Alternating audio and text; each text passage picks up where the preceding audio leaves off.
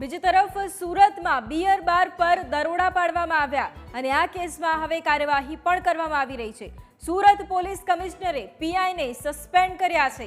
Saroli PI એસ.એ. દેસાઈને suspend કરવામાં આવ્યા છે। પોલીસ સ્ટેશનથી માત્ર 1.5 કિલોમીટરના અંતરમાં જ આ બિયર બાર ધમધમતું હતું। પોલીસે 10 આરોપીની અટકાયત કરી છે। સંવાદદાતા અમિત ફોન લાઈન પર છે।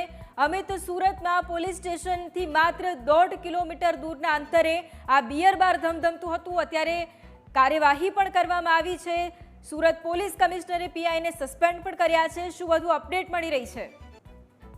જે ચોક્કસથી વાત કરવામાં આવે, સુરતના સારોલી પોલીસ સ્ટેશનથી માત્ર 1.5 કિલોમીટરના જ અંતરે આજે પૂણા રોડ પર સાયોના 4 રસ્તા પાસે છાપરાની નીચે ખુલ્લેઆમ બિયર બાર ચાલતું હતું અને આ બિયર બારમાં આવતા લોકો માટે ખુરશી, ટેબલ, સોડા, પાણી સહિતની વ્યવસ્થાઓ હતી અને પેમેન્ટ માટે ડિજિટલ QR કોડ પણ રાખવામાં આવ્યા હતા। તો કે સ્ટેટ મોનિટરિંગ સેલના દરોડામાં આજે દારૂ, બિયર સહિત કુલ 5 લાખનો મુદ્દામાલ જપ્ત કરાયો હતો અને આ મામલે 10 આરોપીની અટકાયત કરવામાં આવી હતી।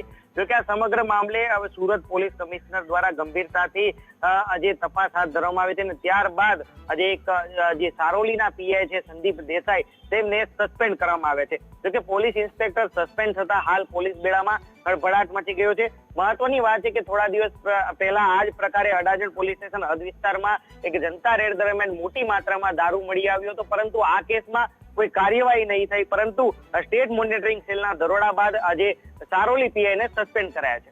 જી બિલકુલ, આભાર અમિત સમગ્ર જાણકારી માટે।